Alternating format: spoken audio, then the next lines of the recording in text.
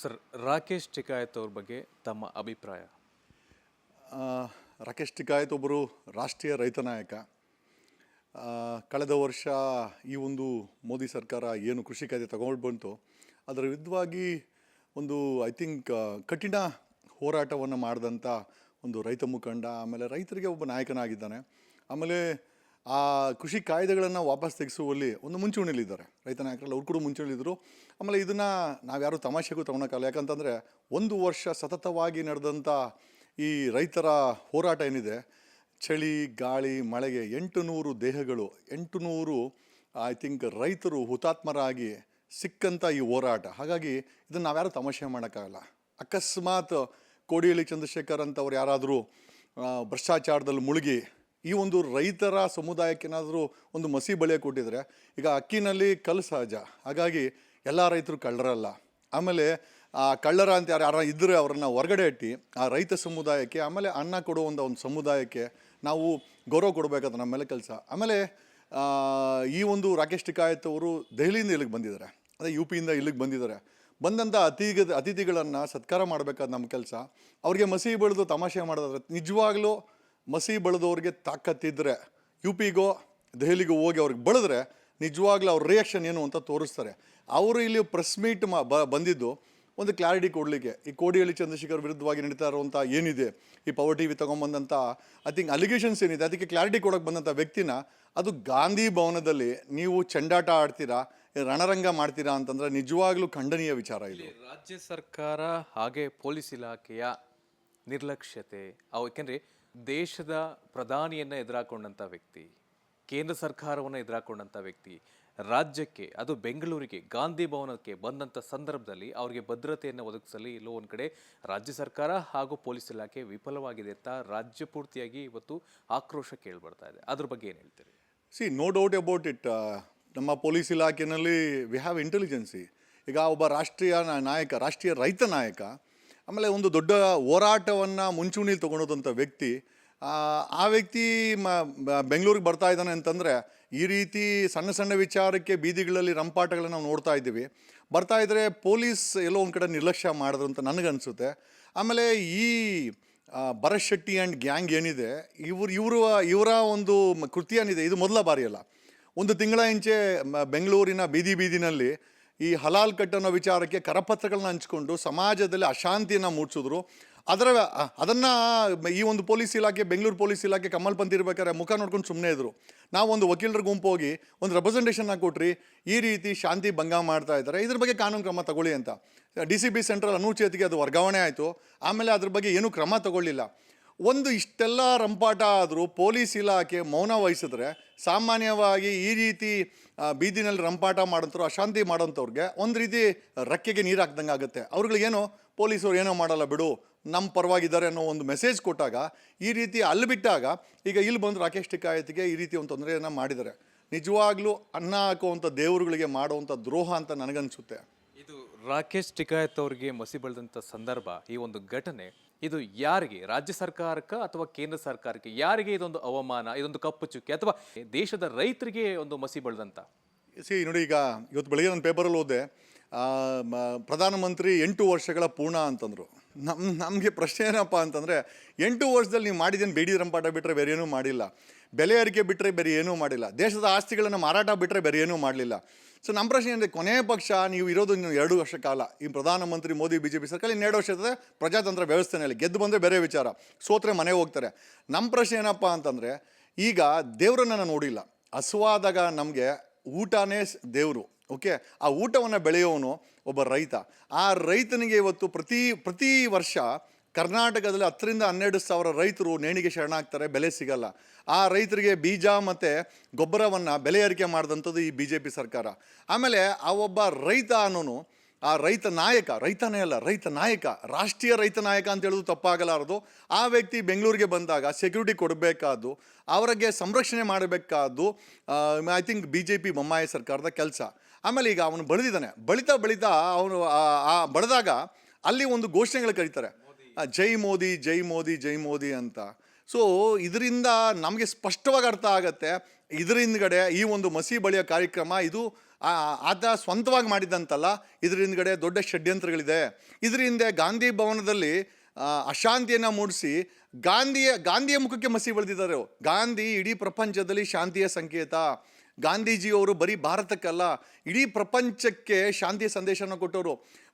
ಅಮೇರಿಕದ ರಾಷ್ಟ್ರಪತಿಗಳು ಸ್ವಾನ್ ಇನ್ಸ್ಟಿಟ್ಯೂಟ್ ಅಂದರೆ ಅವರು ತಮ್ಮ ಪದವನ್ನು ತಗೊಳ್ಬೇಕಾದ್ರೆ ಕೈಯಲ್ಲಿ ಗಾಂಧಿಯನ್ನು ಒಂದು ಬುಕ್ಕನ್ನು ಇಟ್ಕೊಂಡು ಗಾಂಧಿ ಬಗ್ಗೆ ಮಾತಾಡ್ತಾ ಆ ಒಂದು ಪದಗ್ರಹಣ ಮಾಡಿದಂಥ ಅಮೇರಿಕ ದೇಶದವರು ಎಲ್ಲಿ. ಆಮೇಲೆ ಆ ಗಾಂಧಿ ಭವನದಲ್ಲಿ ಇವತ್ತು ರಂಪಾಟ ಮಾಡಿ ಇಡೀ ದೇಶಕ್ಕೆ ಒಂದು ಕೆಟ್ಟ ಮೆಸೇಜನ್ನು ಕೊಟ್ಟಿದ್ದಾರೆ, ಇಡೀ ಭಾರತಕ್ಕೆ ಒಂದು ಕೆಟ್ಟ ಮೆಸೇಜನ್ನು ಕೊಟ್ಟಿದ್ದಾರೆ. ಈ ಒಂದು ನರೇಂದ್ರ ಮೋದಿಯ ಸಾಧನೆ ಅಂತ ಹೇಳ್ತಾರಲ್ಲ, ಆ್ಯಕ್ಚುಲಿ ಇದು ಸಾಧನೆನಾ ಅಥವಾ ರೈತ ಸಮುದಾಯದ ರೋದನೆನಾ? ನಿಜವಾಗ್ಲೂ ಬೊಮ್ಮಾಯಿ ಸರ್ಕಾರ ಮತ್ತು ಕೇಂದ್ರ ಮೋದಿ ಸರ್ಕಾರ ಇದಕ್ಕೆ ಉತ್ತರ ಕೊಡಬೇಕಾಗಿದೆ. ಮತ್ತು ಎಲ್ಲದಕ್ಕಿಂತ ಹೆಚ್ಚಾಗಿ ಪೊಲೀಸ್ ಇಲಾಖೆ ನಿಜವಾಗ್ಲೂ it is answerable for this crime. ಆಮೇಲೆ ಇಂಥ ಪುಂಡರನ್ನು ಈಗ ಸಾಮಾನ್ಯವಾಗಿ ಯಾವುದೋ ಒಂದು ಕ್ರೈಮ್ ಮಾಡಿದ್ರೆ ರೌಡಿ ಶೀಟರ್ ಓಪನ್ ಮಾಡ್ತಾರೆ, ಅವ್ರಗಳ ಮೇಲೆ ಗುಂಡಾ ಕಾಯ್ದೆ ಹಾಕ್ತಾರೆ. ಇಂಥವ್ರನ್ನ ನನಗೆ ಬಂದಂಥ ಮಾಹಿತಿ, I don't know whether I am right or wrong, ಆ ಭರತ್ ಶೆಟ್ಟಿ ಅನ್ನೋನಿಗೆ ಒಂದು ವಾರಕ್ಕೆ ಮುಂಚೆನೋ 10 ದಿವಸಕ್ಕೆ ಮುಂಚೆನೋ ಕಮಲ್ ಪಂಡ್ ಟೈಮಲ್ಲಿ ಗನ್ ಲೈಸೆನ್ಸ್ನ ಕೊಡ್ತಾರಂತೆ. ಅವನು ಸೊಂಟದಲ್ಲಿ ಗನ್ ಹಾಕ್ಕೊಂಬಂದು ಅಲ್ಲಿ ಇಷ್ಟೆಲ್ಲ ರಂಪರಾಯಣೆ ಮಾಡಿದ್ದಾನೆ.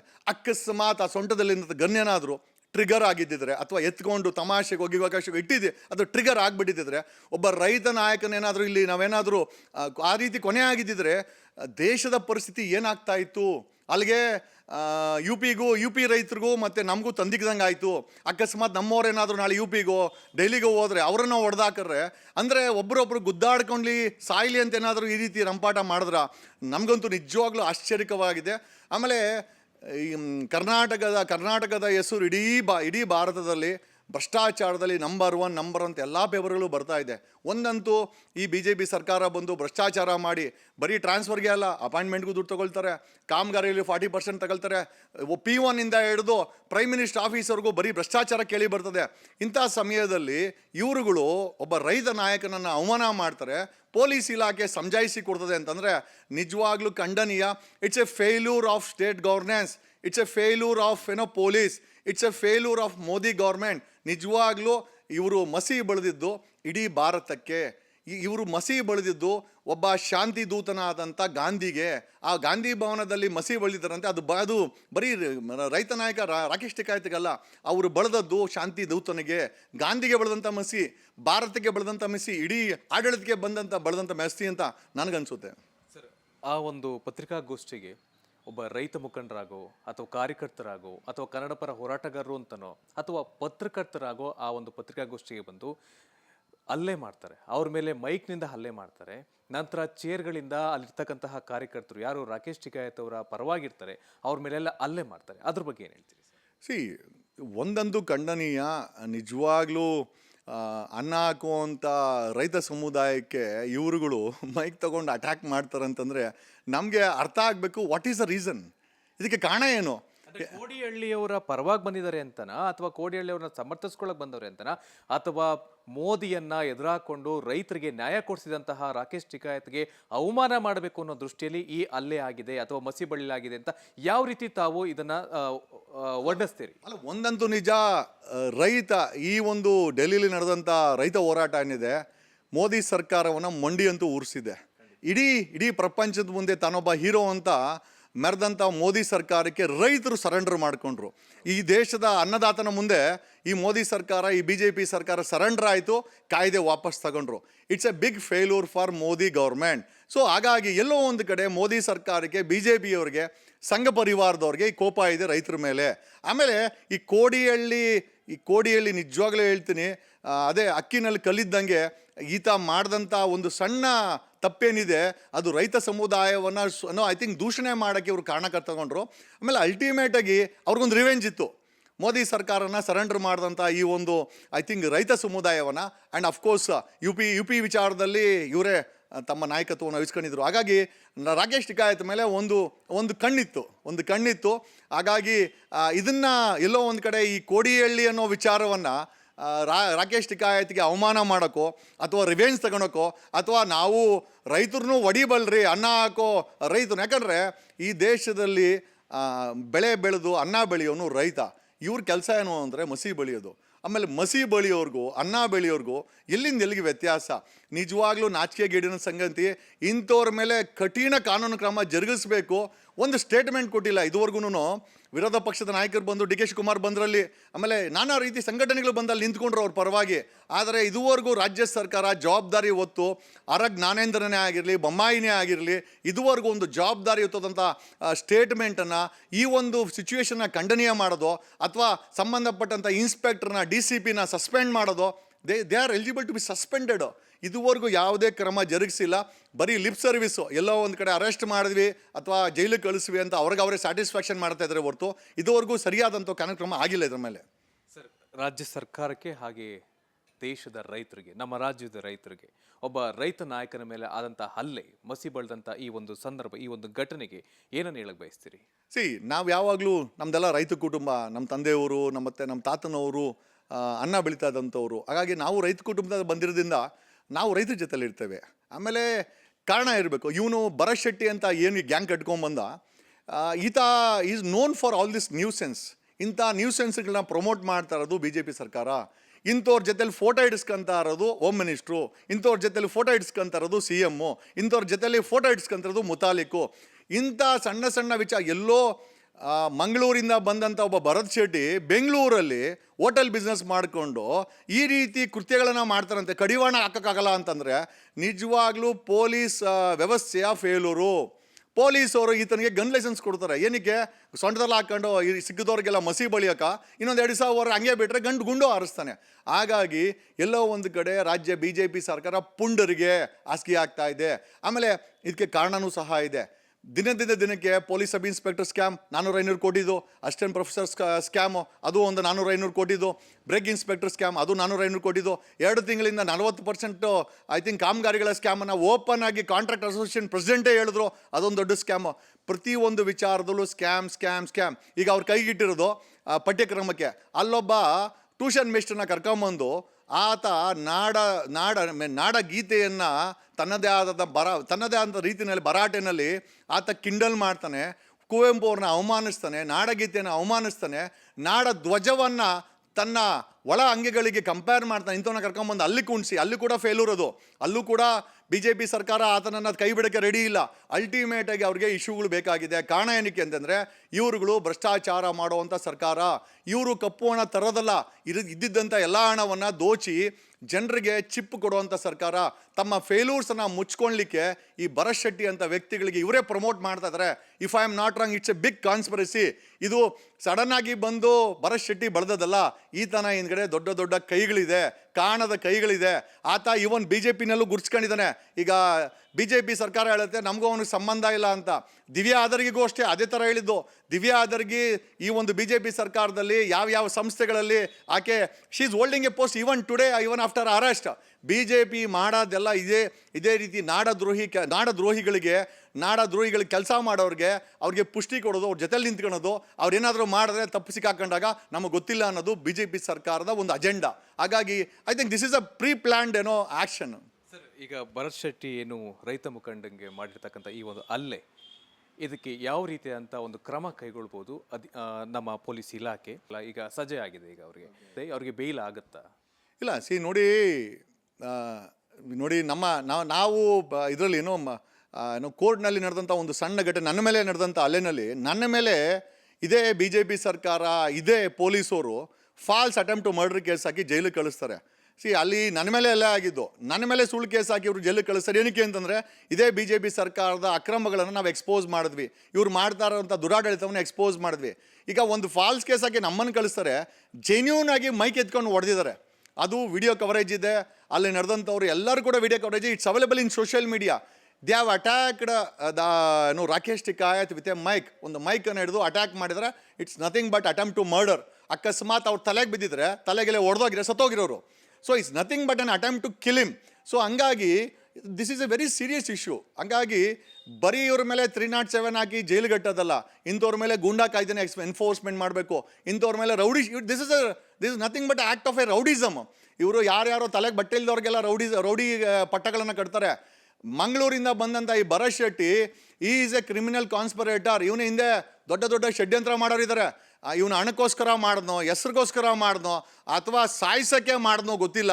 ಇದನ್ನೆಲ್ಲ ತನಿಖೆ ಮಾಡಬೇಕಾದಂಥ ಜವಾಬ್ದಾರಿ ರಾಜ್ಯ ಸರ್ಕಾರದ ಮೇಲೆ ಇದೆ, ಪೊಲೀಸರ ಮೇಲೆ ಇದೆ. ಈ ತನಿಖೆ ಮಾಡೋವರೆಗೂ ಪೂರ್ಣ ಪ್ರಮಾಣದ ತನಿಖೆ ಆಗಬೇಕು. ಆಮೇಲೆ ತಮಾಷೆ ವಿಚಾರ ಅಂತಂದರೆ, ಸ್ಕ್ಯಾಮ್ ಮಾಡೋದು ಇದೇ ಸರ್ಕಾರ. ಪೊಲೀಸವ್ರ ಇಲಾಖೆಯಲ್ಲೇ ಸ್ಕ್ಯಾಮ್ ಆಗುತ್ತೆ, ಪೊಲೀಸರೇ ತನಿಖೆ ಮಾಡ್ತಾರೆ, ಪೊಲೀಸರನ್ನೇ ಅರೆಸ್ಟ್ ಮಾಡ್ತಾರೆ.